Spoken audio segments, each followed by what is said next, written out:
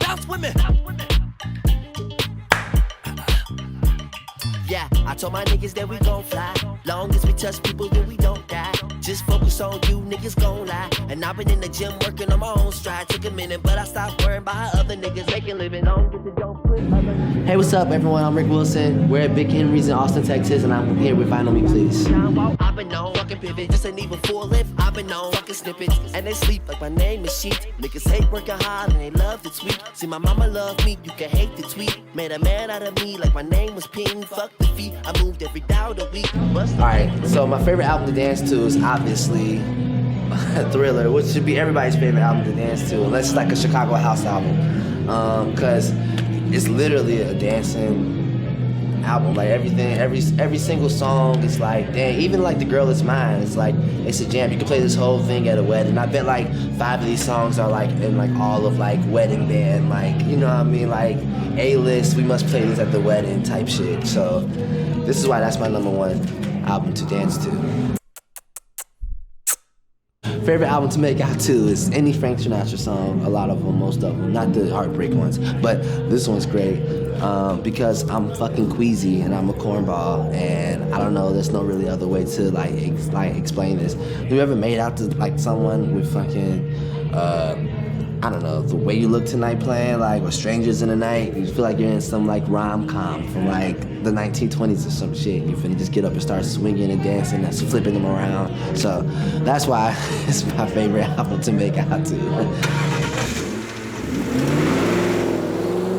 One of my favorite albums to drive to, of course, I'm from Chicago, so it's the best of the staple singers because they are legendary Chicago, I guess I want to say, band, choir, family, all type of things. And I grew up Baptist in a Baptist church in Chicago, so I know a lot of the staple singers songs, like gospel songs, but I also know their crossover like R&B hits or whatever. And if you're just driving for like 3 hours on tour and you hear I'll Take You There, it kind of is like one of those things that kind of like a waker-upper, you know what I mean? So that's why I like it.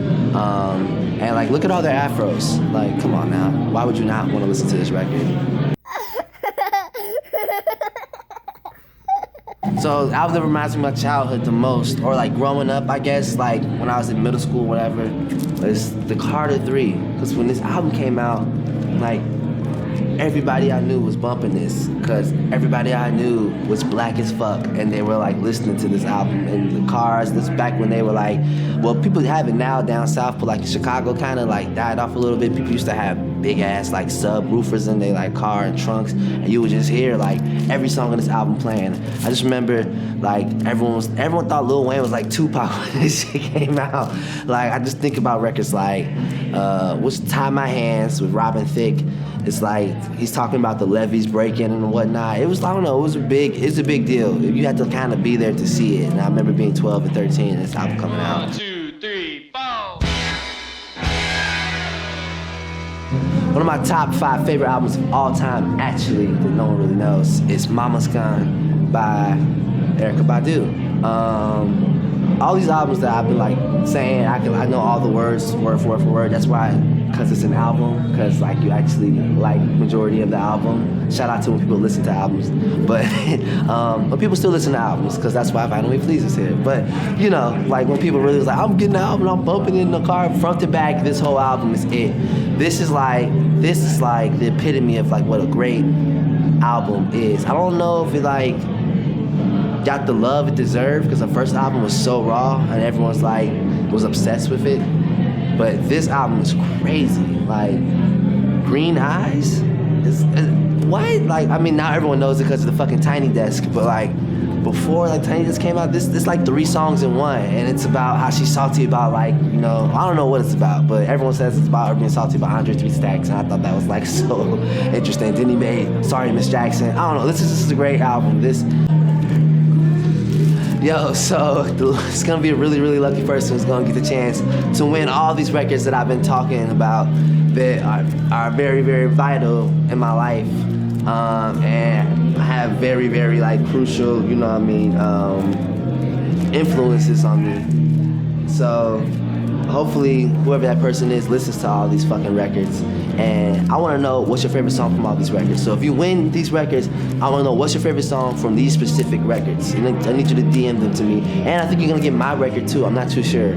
But if you got my record, I'm going to sign it. You can let me know what's your favorite song from my record or my EP that has been turned into a record. Because Finally Please is the shit. So thank you so much for tuning in. This is Finally Please. We're in Big Henry's in Austin, Texas. I'm Rick Wilson, and I am out. I'm black, the mystic, fuck off in opposition. Futuristic, seeing niggas out the prison. Not realistic, there's enough pasta piston. Capitalistic, only bring more division. But my decision, fuck the system, gotta eat though. Lot of niggas got good bars, but they don't flow. Lot of niggas freestyle good, but they don't blow. Lot of niggas I'm Rick Wilson. Thank you guys so much. That was fun as fuck.